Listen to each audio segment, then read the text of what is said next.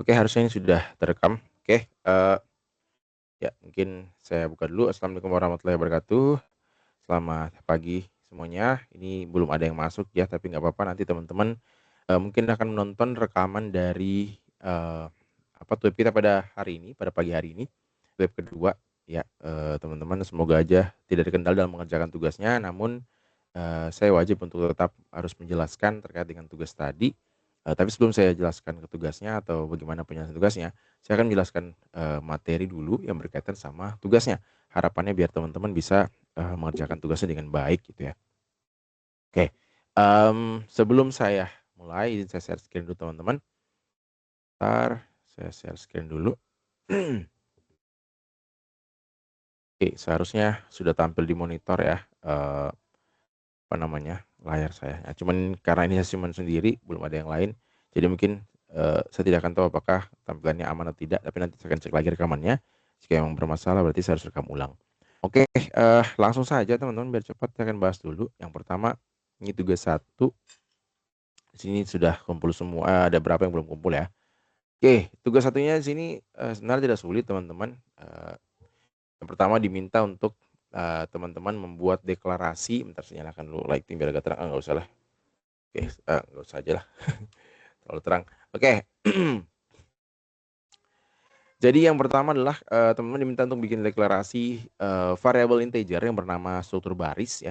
Kemudian yang kedua ini berupa bilangan, tipe data string yang bernama kata baru. Terus setelah itu array 1 dimensi yang bernama variabelnya adalah 4 angka. Kemudian, array 2 dimensi yang namanya atau nama variabel adalah angka, tipe data adalah string ya. Ini seharusnya tidak sulit teman-teman. Yang terakhir adalah, linked list ya, linked list. Jadi kita akan bahas ini one by one. Cuman lagi-lagi saya akan bahasnya mungkin, agak bukan kemana-mana ya, saya akan bahas dari basic-nya dulu supaya teman-teman agak mudah untuk mengerjakan ini. Dan jangan lupa bahwa tidak cukup hanya mengerjakan tugas ya, tapi harus memahami secara keseluruhan biar teman-teman bisa lebih jago gitu ya. Oke, saya sangat merekomendasikan untuk menggunakan W3 Schools teman-teman. Ini free, teman-teman bisa mengakses lewat mana saja, menggunakan device apa saja, handphone asalkan bisa menggunakan, browser dan terhubung ke internet, maka ini teman-teman bisa akses dan gratis ya.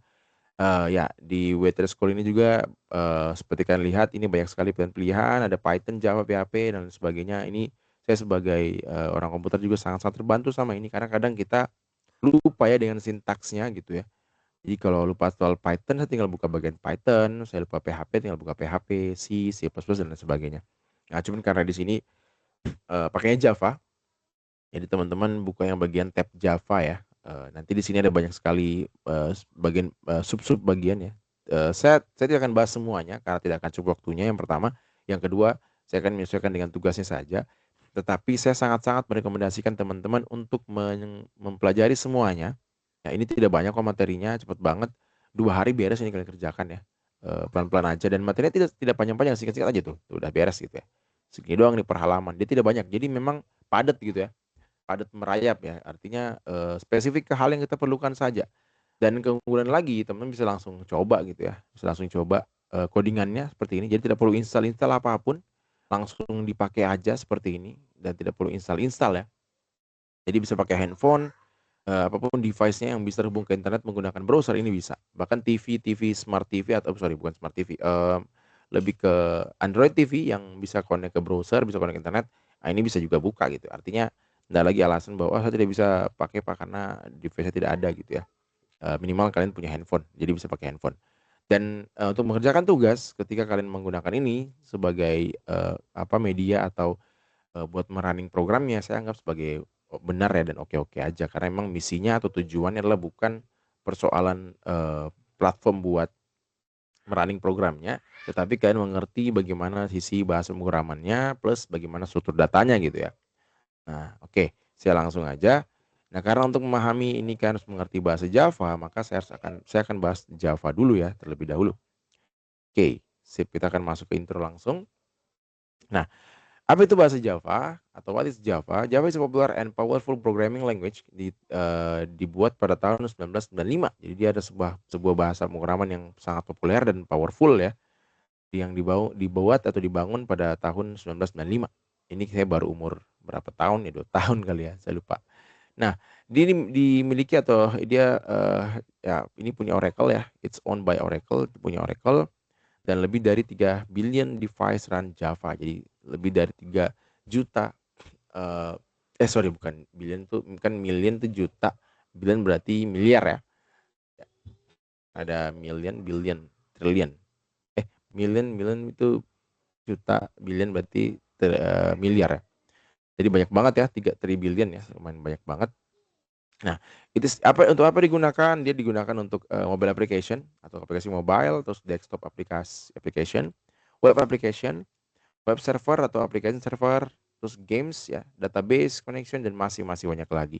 Nah, itulah kenapa saya sangat-sangat merekomendasikan teman-teman untuk pelajari ini, karena sampai detik ini ya Java itu masih sangat populer teman-teman.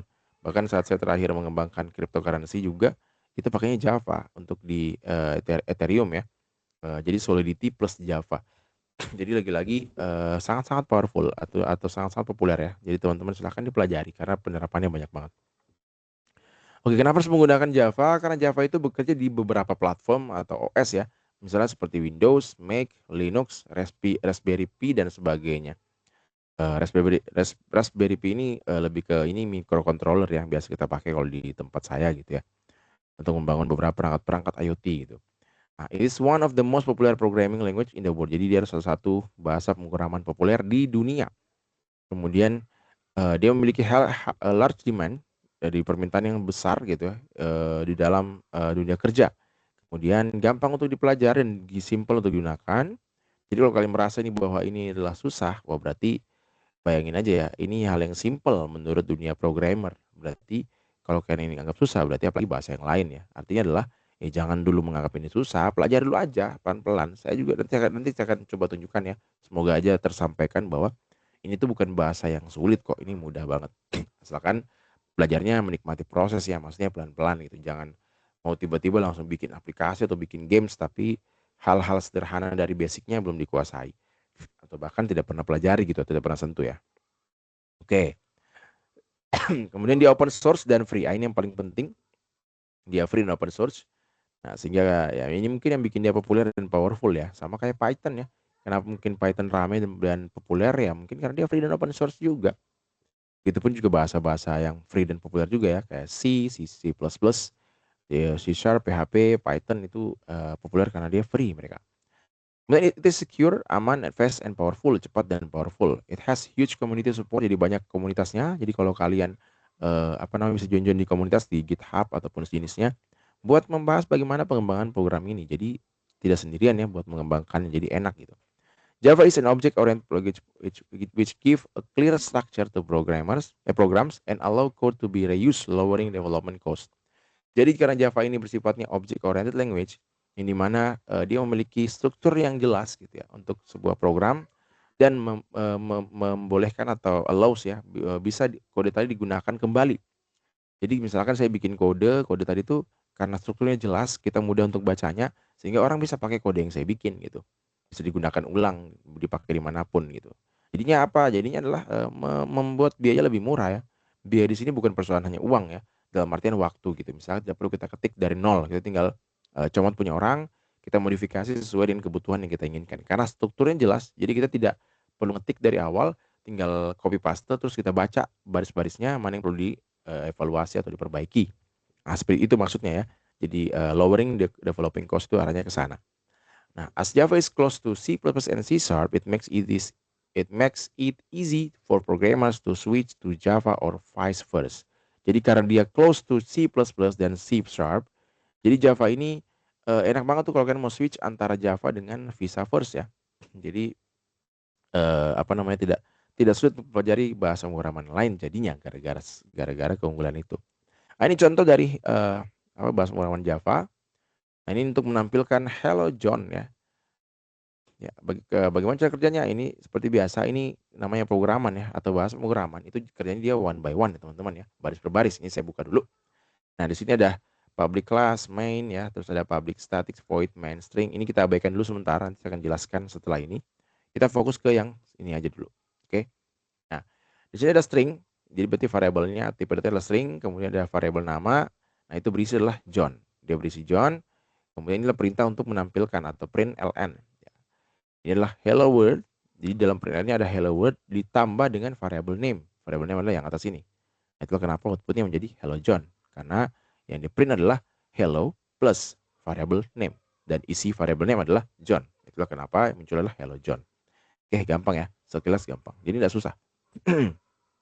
Oke, kita lanjut aja langsung. Kita mulai. Nah, di Waitress School kita bisa langsung coba Java tanpa installing anything ya. Jadi ya seperti saya bilang tadi awal, buat teman-teman bisa langsung coba aplikasi ini atau coba running program yang kalian bikin tanpa harus menginstal apapun gitu ya. Nah, ini kita coba lagi. Ini saya bahkan bisa edit-edit juga ya teman-teman tuh. Bisa dihapus-hapus, dirubah-rubah sesuai kebutuhan. Bahkan program yang kalian bikin di misalkan dibikin di Notepad atau ya Notepad gitu ya. Tinggal dipaste sini terus di run gitu. Nanti akan dia jalan. Misalnya tes gitu ya. Saya coba jalankan. Dan nanti teman-teman nggak perlu harus lagi install atau buka laptop buat belajar gitu ya. Pakai handphone pun juga bisa. Ini kan bisa dibuka pakai handphone ya teman-teman. Dan bisa kan ketik edit di sana. Dan ya saya pribadi pun ya merasa lebih nyaman kalau coding di handphone. Karena tadi saya tidak peduli, tidak perlu cari colokan. Kemudian tidak harus buka laptop yang lumayan besar ya bagi saya gitu. Tinggal buka HP bisa langsung ngoding atau ada yang mau diperbaiki bisa banget. Jadi enak. Awalnya emang susah atau sulit. Tapi kan ya itu persoalan kebiasaan aja. Kalau teman-teman sudah terbiasa maka tidak sulit lagi. Ya sama kayak awal-awal orang pakai komputer atau laptop itu awalnya susah pasti. Tapi karena sudah terbiasa lama-lama jadi biasa. Jadi gampang. Makanya kadang cenderung manusia itu akan merasa aduh tidak mau pakai yang baru ya bukan dan menganggap bahwa yang baru itu susah. Sebenarnya bukan yang baru itu susah karena memang hal yang belum kita ketahui akan terlihat susah gitu. Jadi artinya apa? Ya biasakan diri. Ada plus minus tadi ya. Mungkin memang ada keunggulan laptop, tapi lagi-lagi untuk keperluan tertentu yang mendesak, yang mendadak, misalnya diminta tiba-tiba perbaiki sesuatu atau ngecek program sesuatu dan lagi di jalan gitu ya, kalian bisa bisa kerja gitu. Meskipun pakai handphone aja, tinggal buka internet terus lanjut gaskan gitu. Oke, lanjut ya. Nah, Java juga bisa kalian install di laptop atau PC kalian, ya bisa menggunakan perintah ini. Tapi ini hanya opsi, salah satu opsi ya. Bisa juga menggunakan Visual Studio Code atau mungkin pakai Oracle langsung, bebas bebas aja teman-teman. Saya tidak akan menggurui hal yang itu karena lagi-lagi fokusnya bukan ke Java-nya tapi lebih ke bahasa pemrograman atau sintaksnya termasuk ke data structure-nya ya. Jadi silakan gunakan mana yang kalian rasa mudah untuk dilakukan. Yang fokus kita adalah lebih ke structure dari programnya atau datanya gitu ya. Nanti saya akan bahas soal data structure-nya. Oke, mungkin itu aja terkait ini. Kemudian, oh ya, di sini juga dijelaskan bahwa in Java every application begins with a class name and that class must match the file name. Di dalam Java, setiap aplikasi yang kita bangun atau kita buat di dalam Java itu harus dimulai dengan nama kelasnya atau class name-nya dan setiap nama kelas itu harus sama dengan nama filenya. Nah, seperti contoh di sini ada main.java ya. Maka di bagian public class.main-nya ini main-nya harus sama dengan nama filenya. Jadi ketika nanti kalian bikin program terus kok nggak bisa running nih, oh mungkin bisa jadi karena nama filenya dengan nama kelasnya berbeda. Jadi tidak bisa jalan jadinya. Oke. Jadi artinya juga apa? Artinya teman-teman bisa banget bikin programnya di Notepad ya. Jadi tidak harus buka Visual Studio Code baru ngoding di sana, tidak mesti. Bikin di Notepad juga bisa, tapi di save-nya bukan ekstensinya .txt tapi misalnya .java. Ya begitu aja kalau Python.py gitu ya. Jadi sebenarnya Notepad itu powerful sebenarnya. Makanya Notepad tuh sampai sekarang belum dihilangkan ya karena para programmer tidak perlu harus install aplikasi untuk ngoding gitu. Begitupun juga ketika mengecek codingannya, tidak harus buka aplikasi tertentu atau pihak ketiga ya. Jadi tinggal pinjam laptop orang, asal ada Notepad di sana, bisa diedit programnya terus di runningkan di tempat yang seharusnya, misalnya di server atau tempat yang lain ya. Atau mungkin di Waitress School juga boleh kalau ragu dengan tampilan outputnya. Tapi teman-teman kalau kalian kuasai sintaks, maka tanpa di running sudah kebayang apa hasil outputnya. Oke, ini contohnya ya. Sip.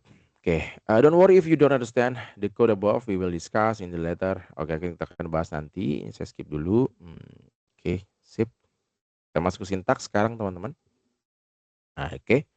Nah, ini previous chapter we create a Java file called yang disebut dengan main.java and we use the following code to print hello world, yang kita menggunakan kode tersebut untuk mencetak pada screen atau menampilkan pada screen yaitu perintah hello world ya. Jadi nama file adalah main.java. Nanti kalau kalian pelajari materi yang lain ini nanti tidak akan ditampilkan lagi ya, karena dianggap teman-teman sudah mengerti maksud dari yang ini. Jadi harusnya sudah aman ya.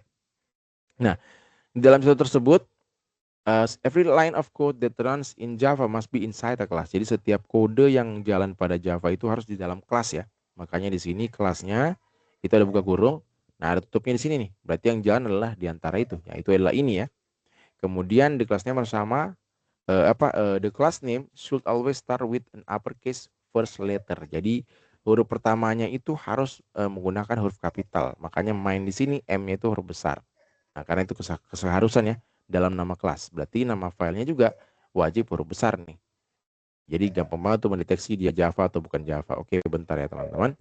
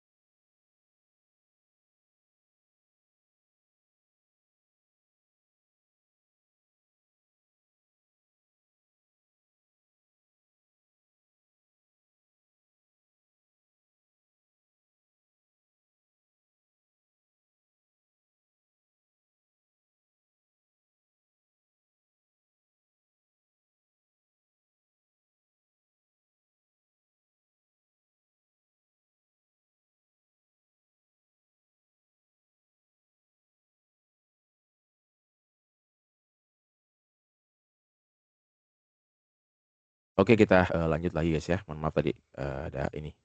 Oke. Nah, Java itu dia bersifat case sensitif ya teman-teman. Jadi ketika ada tulisan my class atau variabel my class seperti ini dengan my class M-nya kecil, C-nya kecil, maka ini dia akan dianggap sebagai dua hal yang berbeda atau nama yang berbeda. Nah, jadi pastiin benar-benar apakah namanya sudah sama persis ya, huruf besar huruf kecilnya, karena dia case sensitive. Nah, the name of Java file must be matched the class name. Jadi harus sama dengan class name. So if your class is called main, the file must be saved in main.java ya, harus sama persis. This is because Java use the class name to find and run your code. Jadi karena Java itu menggunakan nama kelas untuk menjalankan programnya tadi. Jadi meskipun file terpisah-pisah ya, di runningnya tadi itu dia akan mencari filenya. Jadi gampang dia menemukan filenya meskipun terpisah-pisah. If the names don't match, Java will give an error and the program will not run. Ya. Jadi kalau namanya tidak sama, dia akan error tadi. When saving the file, save it using the class name add.java to the end of the file. Jadi tambahin .java ya untuk ekstensinya. Nah, untuk menjalankan example above on your computer, make sure the Java is properly installed. Jadi yang tadi ini kalau versi yang diinstalkan tadi ya di command prompt. Oke. Kemudian the main methodnya. Nah, ini main method nih. Kita bicara soal the main method ya. The main method is required in every Java program. It is every the program starts running. Jadi main method ini beda sama nama file tadi ya. Jadi kalau bukan nama file, nama kelas dan nama file ya. Kalau nama kelas dan nama file itu tidak harus namanya main, bebas aja teman-teman mau kasih nama ayam juga boleh aja ya. Ayam A besar YAM itu boleh banget. Nah, namun yang ini namanya main method. Ini selalu main dia. Namanya main method, bukan main kelas. Itu is required in every Java program and it is where the program start running. Jadi bagian public static void main string ini selalu ada dia. Any code placed inside the main method will be executed. Jadi apapun kode yang ditaruh di dalam sini itu akan dieksekusi. Di dalam itu maksudnya gimana? Di dalam itu adalah misalkan seperti ini. Ini ada tanda kurung ya. Ini di dalam kelas berarti. Ini berarti dalam kelas. Jadi ini di dalam kelas main ya. Nah, terus ada lagi tuh yang kedua, yang ini nih. Public static void main string bla bla bla. Nah, ini dia pembuka kurungnya, ini tutup kurungnya yang bawah nih. Nah, berarti apapun program atau kode yang dituliskan di sini itu akan dieksekusi oleh si Java-nya. Nah, itu maksudnya ya. Oke. Nah, jadi untuk sekarang teman-teman enggak perlu paham dulu apa itu public static void yang udah diabaikan dulu sekarang diabaikan dulu. Nanti pelajaran di bagian yang lain di sini ya. Makanya saya sangat merekomendasikan kalian belajar ini ya karena di UT-nya atau yang materi yang saya ajarkan tidak ada ini ya. Cuman ini kan bagian dari bahas pemrograman sebenarnya. Ya karena kita kan lebih suka fokus ke struktur data. Cuman lagi-lagi struktur data tadi bisa kalian kuasai kalau kalian mengerti dulu basic-basic dari bahasa pemrograman. Makanya saya jelaskan sedikit dulu sebelum kita masuk ke struktur data ya teman-teman. Oke, just remember bahwa main itu is the starting point of every Java program. Jadi setiap bahasa pemrograman Java itu dimulai dari main tadi atau main method ya. Nah, di dalam main method kita bisa menggunakan print line sebagai untuk menampilkan line pada teks pada screen ya. Jadi line teks pada screen. Nah, ini contohnya seperti itu di dalam dari void public static void main ini. Di dalamnya ada perintah untuk menampilkan teks tadi. Ini contoh aja.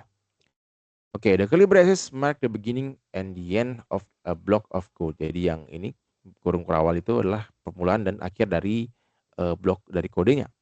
Oke, ini saya skip aja teman-teman. Nah, sekiranya jelas. Nah, kita masuk statement sekarang. Nah, a computer program is a list of instruction to be executed by a computer. Jadi sebuah program komputer, apapun bahasa pemrograman yang kalian gunakan, itu adalah sebuah list instruksi yang akan dieksekusi oleh komputer. Oke. Nah, di dalam bahasa pemrograman, setiap instruksi tadi atau program instruksi itu disebut dengan statement. Jadi kalau ada istilah statement berarti adalah dia instruksi-instruksi itu. Biasanya per baris ya, tergantung dari bahasa pemrogramannya. The following statement instruct the compiler to print the text Java is fun. Jadi ini dia statement yang di bawah, namanya statement ya, atau list of instruction. Ini cuma satu list doang. Ini namanya statement. Nah, ini menginstruksikan kepada komputer bahwa untuk ngeprint di screen Java is fun. Nah, ini perintahnya nih. System out print ln Java is fun. Ini untuk bahasa pemrograman Java. Nah, it is important that you end the statement with the semicolon atau titik koma. Jadi sudah di dalam Java ini sangat penting untuk mengakhiri program dengan titik koma. If we forget the semicolon atau titik koma, jadi ketika kalian lupa titik koma tadi, maka error itu akan muncul. Nah, ini errornya contohnya nih ya. Jadi akan tampil error bahwa ini tidak ada yang expected, tidak ada titik komanya. Tinggal diperbaiki aja berarti kalian lupa. Tapi aman aja kalau masalahnya cuma itu, dia akan ngasih tahu sih di ini bahasa pemrograman pun dia akan ngasih tahu bahwa itu yang kurang. Ya tinggal ditambahin doang.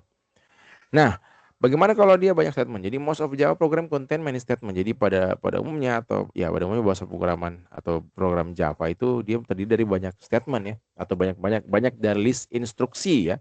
Nah, the statement are executed one by one. Jadi dieksekusinya satu-satu teman-teman ya. Nah, ini contohnya. Nah, ini kalau kalian perhatikan, nah ini tadi ya, ini sudah pasti sebagai emas ini ya, harus ada di dalam Java. Ini sebagai pembukanya, ini penutupnya kedua yang ini. Nah, di antara itulah yang bisa kalian codingkan ya. Nah, di sini dieksekusinya one by one.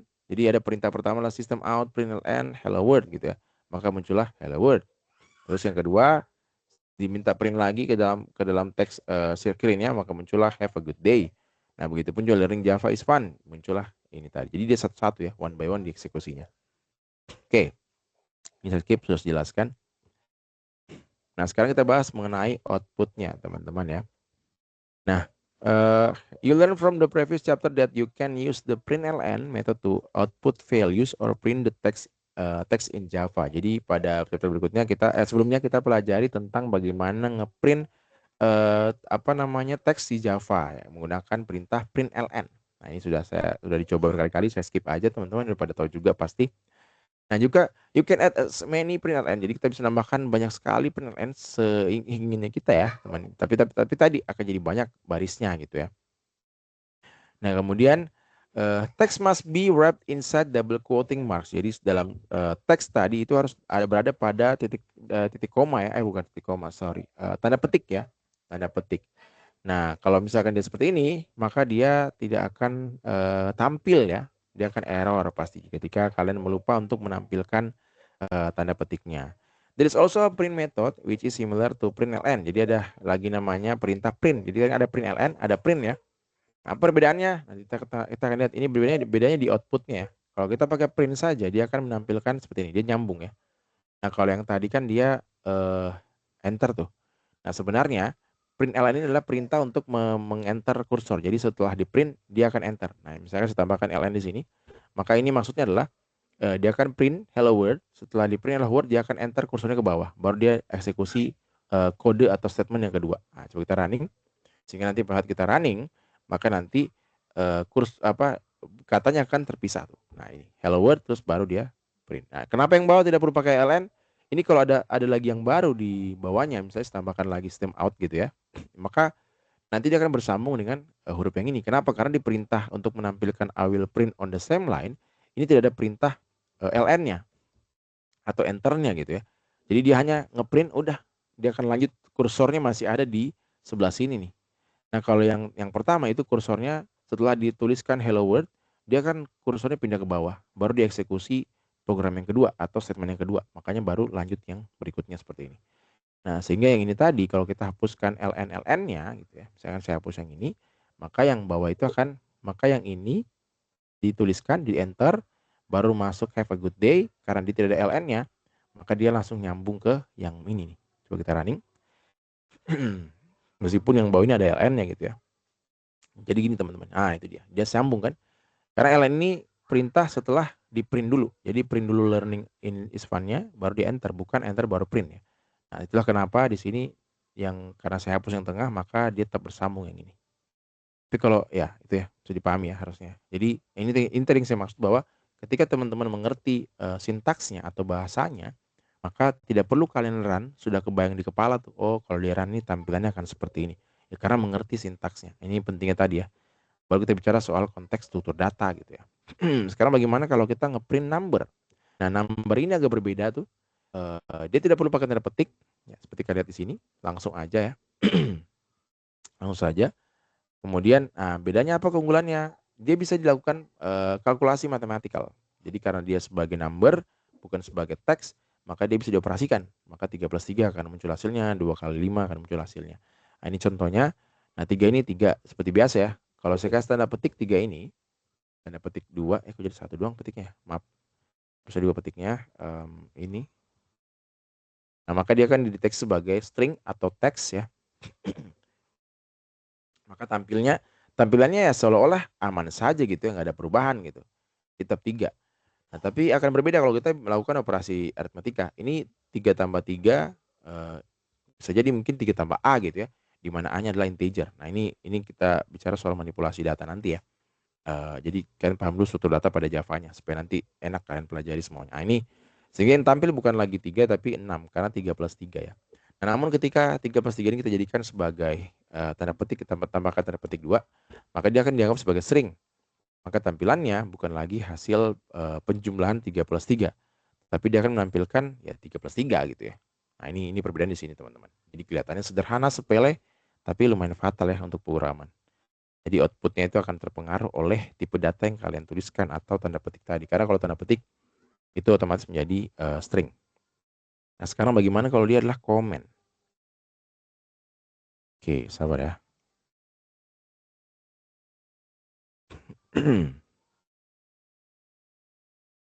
Nah, untuk comment comment can be used to explain Java code. Jadi biasa dipakai untuk menjelaskan kode Java kita yang kita buat gitu ya. Karena kan kadang kita lupa ya ini kode untuk apa gitu ya. Makanya comment ini sangat-sangat membantu buat teman-teman agar tidak bingung sama program yang teman-teman buat sendiri. Karena kelemahan manusia salah satunya adalah ingatan ya.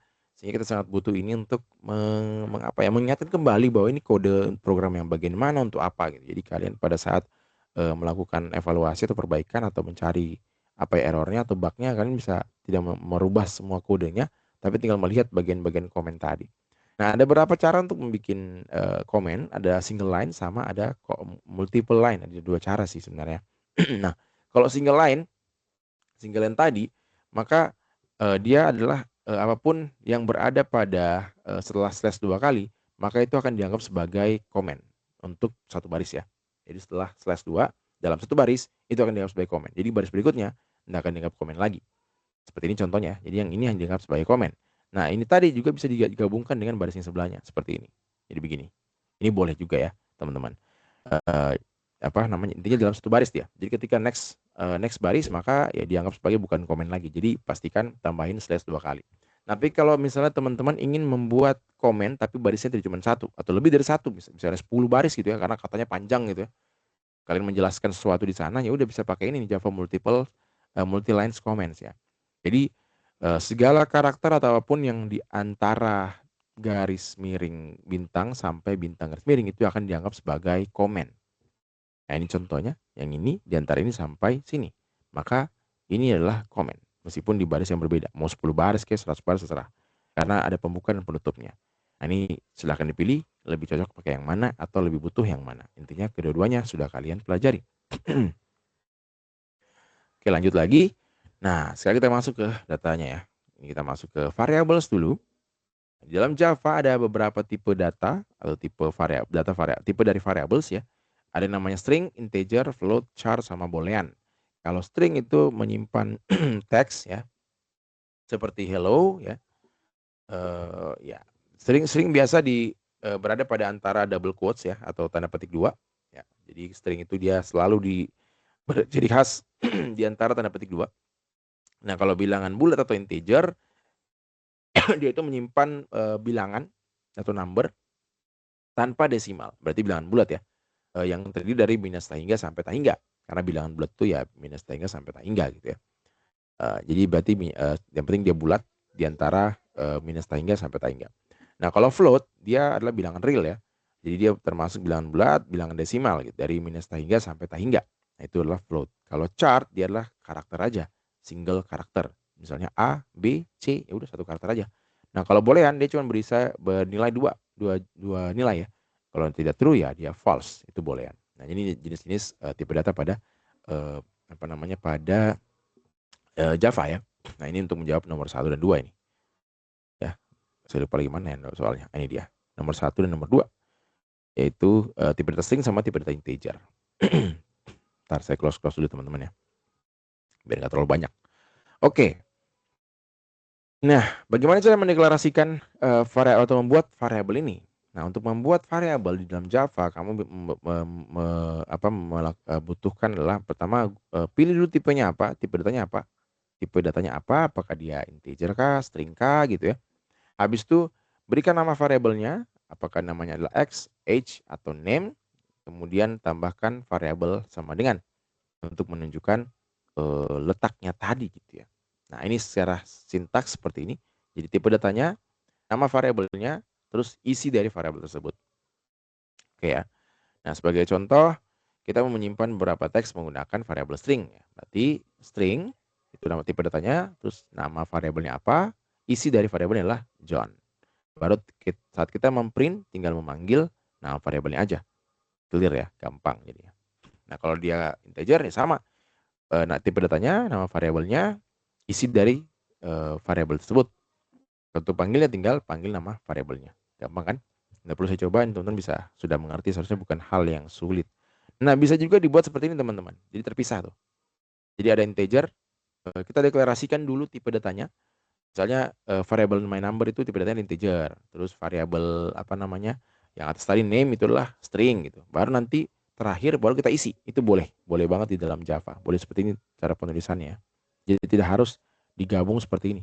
Karena bisa aja mungkin ada terjadi replace ya dari variabel numbernya, atau mungkin ada hal yang perlu dilakukan sehingga tidak perlu digabung di dalam sini. Nah, ini boleh banget. Jadi lebih simpel. Tinggal pilih. Jadi lagi-lagi dalam menulis program ya tergantung kalian mau gayanya seperti apa. Nah, ini juga nih. Kayak gini contohnya. Ya, jadi ketika karena dia memang tadi instruksinya one by one dari atas ke bawah. Ketika apa namanya? Yang pertama disebutkan bahwa my number itu 15, ya, dideklarasikan 15. Nah, ketika ada my num yang baru dan isinya 20, maka yang 15 ini terreplace, terganti dengan yang 20. Maka yang tampil nanti adalah 20 yang terakhir ya. Jadi yang paling bawah. Jadi gitu cara ngeceknya. Jadi yang atas itu akan tertimpa atau terreplace ya. Nah, kalau begini dia akan error nih. Ya. Ya, if you don't want other atau or yourself to override existing value, use the final keyword with this will declare the variable as final or constant. Jadi kalau kita mau variabelnya itu isinya konstan, tidak boleh rubah-rubah, tidak boleh update, maka kasih tambah perintah final di ujungnya. Ya. Jadi ketika ada final tipe data, terus ada my num tipe variabelnya isinya, maka ini tidak bisa diupdate nih isinya.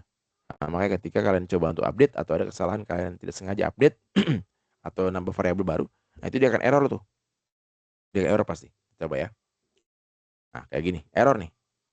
Kenapa error? Karena kalian sudah deklarasikan bahwa dia final nih, tidak boleh dirubah-rubah ya. Oke. Oh ya teman-teman, saya lupa kasih tahu. Ini adalah bagian yang setelah bentuk yang pertama ya. Kayak gini. Jadi ini diabaikan. Ya karena dianggap ini selalu ada di setiap Java ya. Jadi kita hanya bahas yang setelahnya, yang bawahnya. Oke. Nah, ini juga tipe yang lain. Nah, ini bisa juga seperti ini teman-teman. Ya, nanti silahkan dicoba. Oke, sekarang bagaimana ngeprint? Nah, ini sudah juga.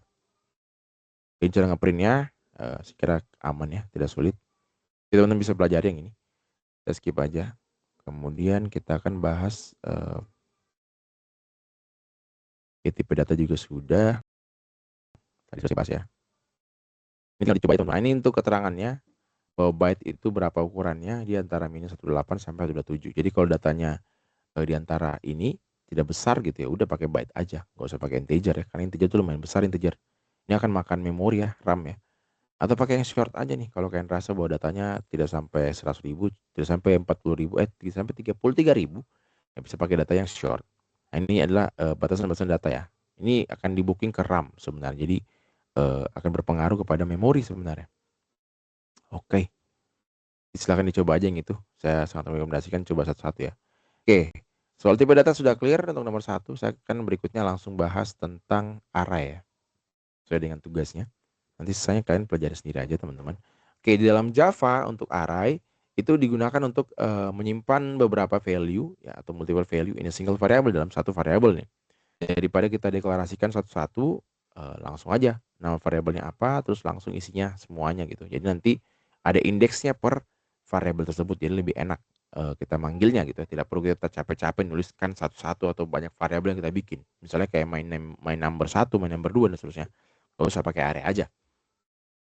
Oke, nah untuk mendeklarasikan array itu kita menggunakan square bracket. Jadi setelah tipe datanya tambahkan bracket square, terus nama variabelnya. Kemudian apa namanya, untuk mengisi isi dari array yang tadi, kita bisa menggunakan tanda kurung kurawal ya, tanda kurung kurawal atau curly braces. Nah, kayak gini cara penulisannya. Jadi langsung buka kurung kurawal, isinya untuk indeks yang 0 berapa, indeks 1, 2, 3. Nah, to get array of integer, you could write, jadi kita bisa kalau bilangan bulat langsung seperti ini. Jadi tidak perlu tanda petik ya, tanda petik untuk yang string aja.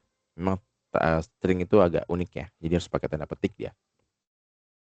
Oke, nah kemudian kita dapat mengakses elemen array dengan referring to the index number. Jadi dengan tinggal menyebutkan atau menentukan index numbernya aja atau nomor indeksnya aja. Nah, misalkan seperti ini ya, contohnya nih. Nah ini index numbernya. Langsung aja makanya muncul Volvo karena ya, di dalam Java itu indeks pertama adalah 0 ya. 0, kemudian 1, ini 2, ini 3. Nah, ini bisa kalian coba-coba nanti ya. Ya biar cepat aja nggak usah coba. Nah, karena dia pakai number di sini, berarti nanti kita bisa manipulasi sebenarnya nih. Jadi akan memudahkan kita sebagai programmer untuk menulis programnya tidak usah panjang-panjang. Jadi bisa memproses data yang besar tanpa harus membuat program yang banyak gitu. Tinggal menggunakan perintah perulangan dan sebagainya untuk memproses atau melakukan analisis data tadi. Jadi artinya datanya akan terstruktur ya kalau kita bikin pemrograman yang seperti ini. Oke. Nah ini dia hasil indeksnya kalau ditampilkan secara table ya. Jadi indeks 0 itu adalah Volvo, 1 adalah BMW dan seterusnya. Oke. Nah dan kita juga bisa mengupdate isinya. Nah, karena ini kita bicara soal array, kita bisa update isi datanya. Nah ini contohnya. Tadi awalnya diinisiasikan bahwa cars itu ada Volvo untuk indeks 0-nya, kemudian ada 1 BMW, ada Ford yang 2, 3 itu Mazda. Nah, untuk bagian yang apa namanya? Kemudian kita bisa mengisi data baru atau mengupdate data baru, yaitu variabel cars yang indeks ke 0 kita inisiasikan menjadi Opel. Artinya apa? Yang awal yang Volvo ini akan tertimpa atau tergantikan oleh si Opel ini. Nah, itulah kenapa ketika kita panggil di akhir yang muncul bukannya Volvo tapi Opel. Nah, kalau misalkan saya panggilnya di antara itu sebelum diupdate ya, maka seharusnya yang muncul adalah si Volvo-nya. Baru nanti yang berikutnya dia terupdate. Nah, ini yang dimaksud dengan dia Volvo baru Opel ya. Ini yang dimaksud dengan apa eksekusinya itu dia instruksinya sistematis ya, one by one dari atas ke bawah. Jadi dia eksekusi yang ini dulu, habis itu eksekusi yang ini, habis itu yang ini, baru yang ini. Jadi statementnya dieksekusi one by one. Jadi gitu cara bacanya. Jadi kalau kalian mengerti cara bacanya, jadi belum di running udah kebayang outputnya. Nah itu gampang jadinya. Nah untuk mengetahui panjang dari array-nya ya cukup pakai perintah variabelnya, terus tambahin titik, terus length. Nanti dia akan muncul berapa panjang dari berapa jumlah indeks yang ada pada array yang kita bangun. Di sini nanti outputnya 4 ya. Kayak emang ada 4 indeks. Tetapi indeksnya bukan mulai dari 4, melainkan dari 0. Jadi agak berbeda ya. Ini jangan sampai kalian keliru. Nah, kemudian ada perintah new di sini teman-teman. Nah, new ini dipakai untuk apa? Dipakai untuk membuat array yang kita belum tahu isinya apa. Jadi langsung seperti tadi di atas, terus tambahin new, langsung tentukan dia berupa tipe data apa, misalnya string, ya udah string, ada berapa jumlah length-nya atau size-nya atau ukuran dari array-nya. Oh, kita mau cuma ada 4 aja isinya. Berarti string 4 gitu. Berarti ada 4. Maka setelah itu baru kita ini isikan mau isi berapa nih. Mau isi apa aja nih dari array yang sudah kita deklarasi di awal ya. Oh, untuk indeks 0 atau indeks yang pertama saya isinya Volvo, kedua dan seterusnya sampai Mazda gitu ya. Nah, tapi kalau array ini dia harus dideklarasikan jumlah yang kita booking ya, mau berapa data yang kita mau tampilkan atau mau tuliskan. Nah, baru kita print nih sesuai dengan indeks yang kita mau. Nah, ini untuk array yang biasa ya. Nanti ada namanya array list. Nanti saya akan bahas array list setelah ini. Nah, however, if you already know the values, you don't need to write new. Jadi kalau kita sudah tahu isi-isi data-datanya, ya tidak usah pakai kata new ya, langsung aja. Jadi daripada kita menggunakan new seperti ini, ya langsung aja kayak yang awal tadi. Nah, jadi lihat sesuaikan kondisi teman-teman saat bikin programnya. Apakah baru mau dideklarasikan isinya, diisikan nanti. Kalau diisikan nanti berarti pakai new. Kalau enggak ya langsung aja, langsung isi aja seperti ini ya, langsung seperti ini. Jadi jawabannya mau kalian jawab seperti ini atau yang atas atau yang ini ya, ini dianggap sama aja. Oke.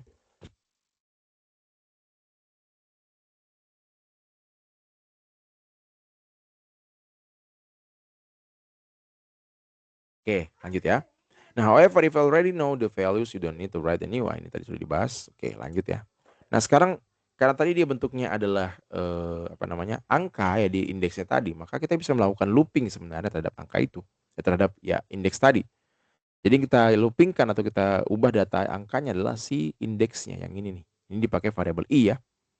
Nah, berarti kita bisa lakukan perulangan di mana i itu adalah sama dengan 0 untuk i yang pertama dan dia adalah bilangan bulat, di mana i tersebut harus lebih kecil dari card length atau panjang dari variabel cars, yang dimana panjangnya adalah 4 atau ukurannya adalah 4 ya. Ada 4, isinya 4. Dan i tadi setiap satu iterasi akan di plus 1. Makanya nama i plus plus. Jadi pada saat running, pertama ini dulu yang running ya. Dia deklarasikan dulu isinya, jadi belum ditampilkan ya isinya. Kemudian kita gunakan for tadi atau perulangan. Ini deklarasi syaratnya, kemudian dia akan mengulang yang ini. Karena ada pembuka di sini ya. Apa yang diulangi? Yang ini. Ulangi adalah yang ini. Di antara ini diulangi.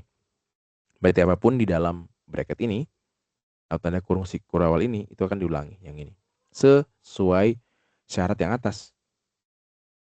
Bahwa selagi syarat ini terpenuhi, maka dia akan mengeksekusi yang bawah. Oke. Berarti langkah pertama adalah i sama dengan 0. Apakah i sama dengan 0 itu lebih kecil dari card length? True ya, bernilai true. Maka ditulislah print out 0. Maka muncullah Volvo. Nah, terus i plus plus, diupdate i yang sekarang. Jadi tadinya i itu 0 ditambah 1, maka berarti i sekarang adalah 1. Apakah 1 lebih kecil dari card length? Lebih kecil, yes, true ya. Karena card length-nya kan 4 ya. Maka dijalankanlah yang ini. Berarti 1. 1 adalah BMW ya untuk indeks 1. Terus diupdate lagi, 1 sekarang menjadi 2. Oke, apakah i 2 lebih kecil daripada 4? Yes, true. Berarti jalankan yang 2. Maka muncullah 4. Terus cek lagi, update lagi, berarti sekarang sudah 3. Apakah masih kecil dari 4? Yes, true. Berarti jalankan yang ini, 3. Terus diupdate lagi, i-nya 4. Nah, sekarang 4 i-nya. Apakah ini true? Ini bernilai false ya, karena dia 4 sama dengan 4, bukan kecil dari 4. Ya, karena dia false, maka tidak dieksekusi lagi untuk yang i sama dengan 4. Berarti programnya stop atau perulangannya berhenti. Nah, ini enaknya nih. Artinya apa? Ketika datanya ada 1.000.000 ke sana, ya kalian tidak perlu nulis 1.000.000 untuk outputnya, tinggal menggunakan perintah for aja sampai dengan panjang dari lengthnya. Dan dia akan menampilkan semua indeksnya. Nah, itu enaknya tuh. Misalnya enaknya. Jadi bisa dipakai untuk ya banyak hal ya. Ya, sekarang bagaimana dengan multidimension? Nah, kalau multidimension, dia berarti ada 2 dimensi ya. Inisiasinya atau cara menampilkannya ya menggunakan bracket 2 kali seperti ini. Nah, ini untuk array 2 dimensi. Nah, agak berbeda sedikit dengan array 1 dimensi. Kalau 2 dimensi, maka ada 2 dimensi dalam sana. Dimensi maksudnya gimana? Ada baris, ada kolom gitu ya. Atau ada baris pertama, ada baris kedua nih. Ini adalah first row, ini adalah second row. Di antara yang dipisahkan oleh tanda koma tadi. Nah, seperti itu ya. Jadi kalau interpretasi secara matriksnya atau secara selain matriks berarti table, yang bentuknya seperti ini. Jadi kalau kalian mau bikin matriks seperti ini, maka tulisannya seperti ini tulisannya ya. Di 142 itu yang atas atau first row, ini yang second row ya, 3, 6, 8. Berarti kalau ada third row tinggal tambah koma lagi, bikin lagi row yang ketiga. Nah, dan seterusnya. Gampang kan? Gampang banget, tidak susah. Jadi teman-teman ya nikmati prosesnya aja untuk belajar. Jadi jangan buru-buru, jangan cepet-cepetan gitu, santai aja. Yang penting kan tujuannya mengerti ya. Kalau kan rasa oh saya lambat nih Pak, ya udah berarti luangkan waktu lebih banyak kan begitu. Jadi jangan samakan dengan yang cepat gitu ya. Dan tidak apa-apa, tidak usah berkecil hati ya. Ketika ada yang cepat ya udah biarkan itu dia, bukan kita gitu. Kalau kitanya lambat ya udah menyesuaikan, sesuaikan dengan keadaan kalian masing-masing. Karena tujuannya sama, mengerti ya, memahami.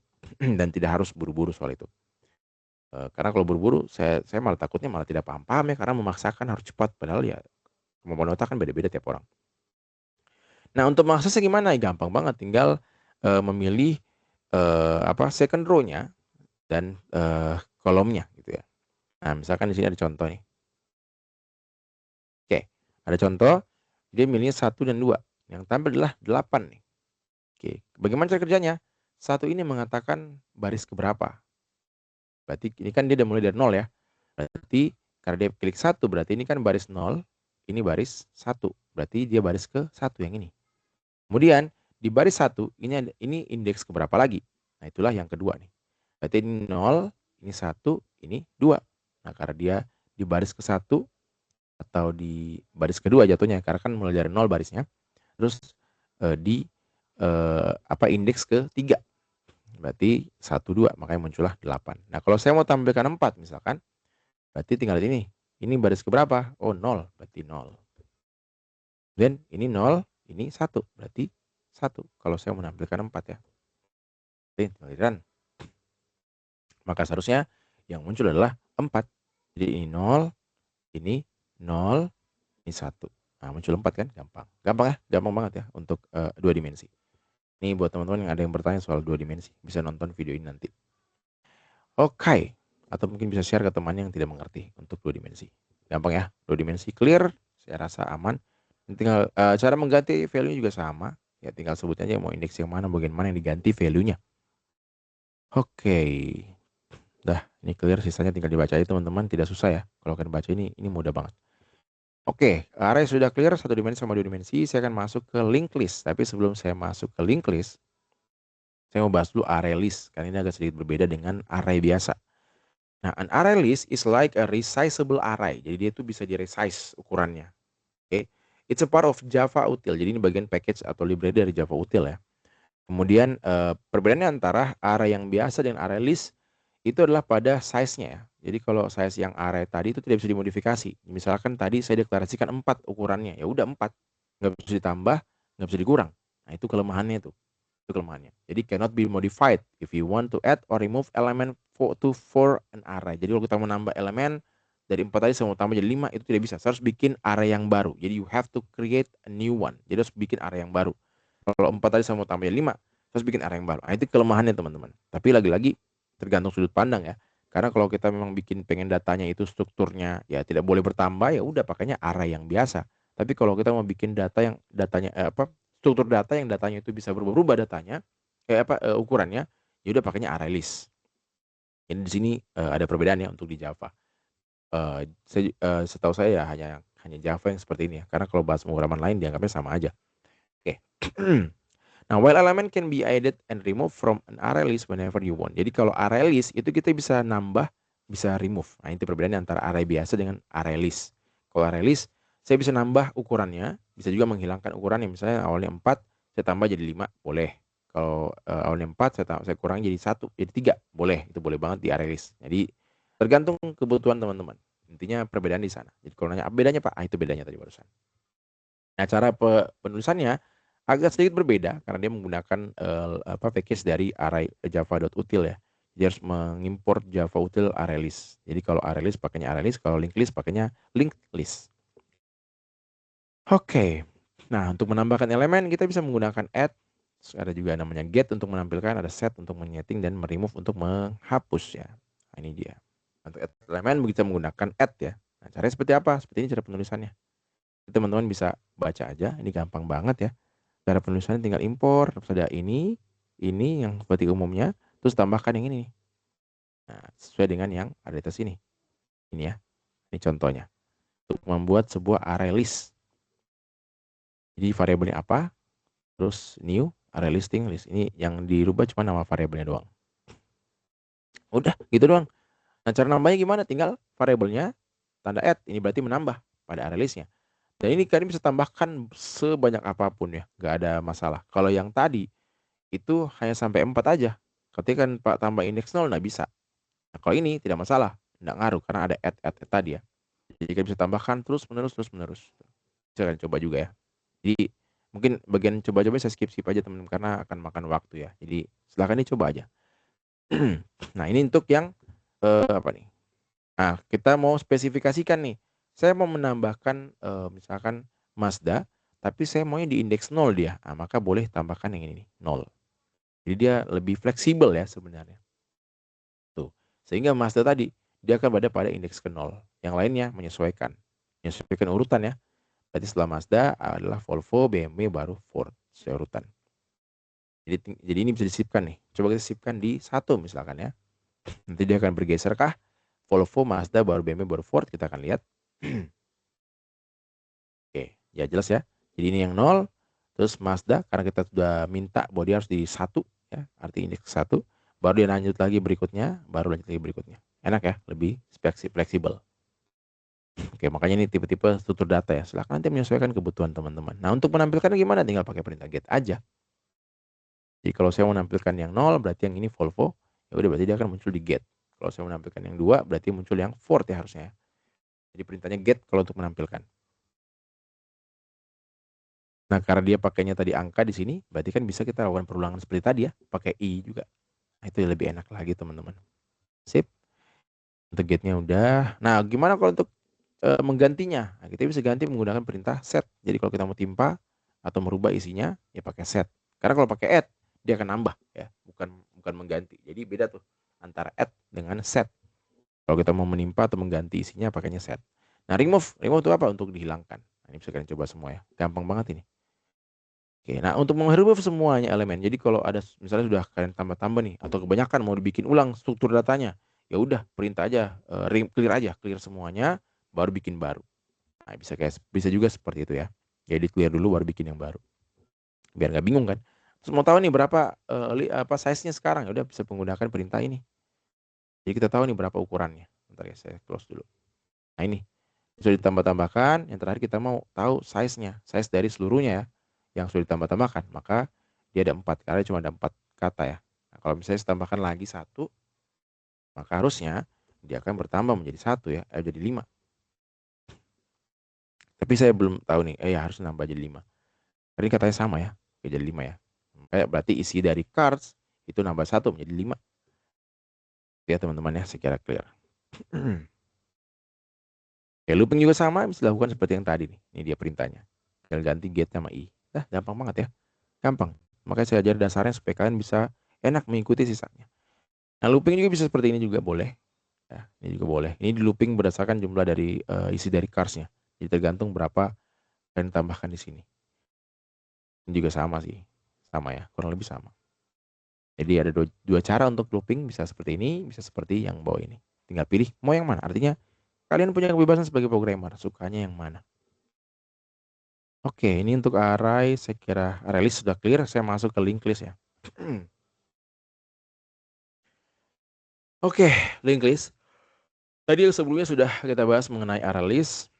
Sekarang kita bahas soal linked list. Sebenarnya linked list ini sama array itu identikal ya, atau mirip, sangat mirip ya, identik mereka berdua ini. Ini sangat-sangat mirip. Nah, ini untuk yang linked list. Cara penulisannya gimana? Ya, begini penulisannya dia. Dia menggunakan javautil.linkedList. Ini juga sama, linked list, tapi identik ya dengan array list tadi. Cara penambahannya juga sama, dia pakai add juga tadi. Kemudian pakai perintah remove, bentar, saya lupa. Ini ada add first, add last, remove last, get first sama get last. Nah, apa bedanya? Nah, coba kita lihat di sini. Linked list class is a collection which can contain many objects of the same type, just like the array list. Jadi seperti array, linked list itu dia merupakan dia berisi banyak objek yang memiliki tipe yang sama, gitu ya. Kalau kemudian kelasnya itu sama metode seperti array list, karena merekanya ini berupa list interface ya. Ini array list ya, bukan array. Jangan sampai kalian tertukar. Ini penjelasan tentang array list dan linked list, bukan array dengan linked list. Karena array sama linked list sangat-sangat berbeda. Tadi contohnya, tidak bisa di-remove, tidak bisa ditambah. Itu sudah berbeda antara array dengan linked list. Cuman di Java itu ada array list namanya, yang dia mirip-mirip seperti linked list, tapi berbeda sama linked list. Jadi dia bukan array ya, dia array list namanya. Oke, lanjut. This means you can add, change, remove, or clear element in the linked list just like you would with an array list. Nah, kita bisa add, change, remove, clear elemennya. Nah, ini kan hal begini sebenarnya tidak dimiliki oleh array ya. Cuman di Java ada array list, jadi bisa dia. Tapi itu sebenarnya hanya dimiliki oleh linked list saja. However, while the array list class and the linked list class can be used in the same way, they are built very differently. Mereka bisa digunakan dengan cara yang sama, tapi sebenarnya dibangun dengan cara berbeda ya. Dibangunnya berbeda. Nah, bagaimana array bekerja? Array list itu kelasnya has a regular array inside it. Jadi dia punya kelasnya itu memiliki array reguler di dalamnya. When an element is added, it is placed into the array. Jadi ketika ditambahkan elemen tadi, maka dia akan disimpan dalam bentuk array. If the array is not big enough, a new larger array is created to replace the older one and the old one is removed. Jadi ketika ukuran dari array-nya tadi tidak terlalu besar, tidak cukup dalam artian di sini, mungkin memorinya penuh atau jenisnya, maka yang lama itu akan ditimpa sama yang baru. Nah, ini kelemahan dari array list ya. Jadi akan dia menimpa data yang lama. Nah, beda dengan linked list. Nah, linked list itu disimpan dalam containers ya. di mana the list has a link to the first container. Jadi listnya tadi itu punya link ke kontainer yang pertama, dan setiap kontainer has a link to the next container in the list. Jadi dan setiap kontainer tadi punya link atau ya punya link ke kontainer yang lain. Maka namanya linked list. Jadi dia terhubung tuh antara data yang satu dan data yang lain. Sehingga dia satu kesatuan tuh. Nggak bisa ditimpa, dia bisa ditambah. Nah, to add an element to the list, the element is placed into a new container and that container is linked to one of the other container in the list. Jadi ketika ditambahkan link yang baru atau data yang baru, maka dia akan disimpan kepada new container dan kontainer yang baru tadi itu dihubungkan atau terhubung dengan kontainer yang lain. Jadi linked list ya. Nah, sehingga gunakan ArrayList untuk menyimpan dan akses data, dan gunakan listing untuk manipulasi data. Nah, ini bisa kalian sesuaikan dengan kondisi kalian ya. Mau yang mana? Oke. Nah, for many cases, the ArrayList is more efficient as it is common to need access to the random element in the list. But the links provide several methods to do certain operation more efficiently. Jadi beberapa kasus ArrayList itu memang lebih efisien gitu ya, dan biasa digunakan. Tapi linked list itu memberikan beberapa metode ya untuk operasi yang lebih efisien. Jadi dia ada operator yang lain, yaitu add first, add last, remove last, get first, sama get last. Nah, ini berbedanya sama ArrayList. Kalau linked list dia ada fitur ini. Jadi bisa menambahkan di awal dari datanya, ada juga bisa menambahkan di akhir dari datanya. Jadi bisa hapus awal datanya, kita bisa hapus akhir datanya. Jadi list yang terbangun tadi kita bisa langsung hapus kepalanya sama ekornya aja gitu. Jadi kita bisa ambil di antara tersebut. Atau kita hanya mengambil bagian awalnya aja. Kita mau tahu nih data kita awalnya data apa sih? Nah, kita bisa pilih get first ya. Habis itu kita pilih get last. Nah, itu contohnya di sana ya. Oke. Saya kira sudah clear soal itu, soal linked list. Nanti teman-teman saya harap tugasnya bisa dikerjakan. Bagi yang belum kerjakan mungkin boleh nonton video ini dan bisa mengerjakan tugasnya. Oh ya, kemudian satu lagi, untuk tugasnya tidak perlu menggunakan Visual Studio Code. Kalian mau mengerjakan menggunakan ini juga, tinggal di paste di sini ya, terus di running di videonya, itu saya anggap sudah benar ya. Karena ini bisa dihapus teman-teman, bisa kalian modifikasi suka hati buat di running di sini. Jadi ini bisa kalian jadikan sebagai platform untuk belajar dan mengerjakan tugas. Mau pakai laptop boleh, pakai handphone juga boleh. Ya, intinya atur aja karena saya menilai berdasarkan apa yang kalian rekam ya, dan tidak harus menggunakan laptop. Tapi kalau memang suka pakai laptop ya udah silakan. Lagi-lagi saya kembalikan kepada teman-teman. Yang jelas saya anggap kedua-duanya benar. Untuk cara mengerjakan ya, untuk platform mengerjakannya. Tapi caranya ya yang saya fokus nilai adalah cara mengerjakannya. Oke, mungkin karena tidak ada yang join kayaknya. Sehingga saya tidak ada yang join ya. Oke, karena nggak ada yang join, ya mungkin cukup sekian kali video kita pada hari ini teman-teman. Dan bagi yang nonton rekamannya, semangat untuk mengerjakan tugasnya. Silahkan diperbaiki kalau memang dirasa kayaknya tugas yang kalian kumpulkan itu salah, silahkan diperbaiki. Setelah menonton video ini, silahkan diperbaiki tugasnya. Nanti kita akan masuk lagi ke web yang ketiga ya, untuk membahas tugas kedua. Oke, mungkin dalam minggu ini juga ya, saya akan menyesuaikan. Bukan menyesuaikan, saya akan lihat kondisi saya juga kapan saya sempatnya teman-teman. Yang jelas deadline-nya sampai tanggal 2 atau 1 ya di Desember ya saya lihat. Artinya tugas 1 kan masih punya banyak waktu buat mengerjakan, tapi jangan ditunda ya, segera selesaikan biar bisa mengerjakan tugas yang lain. Dan kayaknya tugas 2 juga sama, deadline sama ya. Oke teman-teman, mungkin cukup sekian. Sampai ketemu di web berikutnya, dan jangan lupa juga di follow YouTube saya guys teman-teman, namanya Ion Kasliono.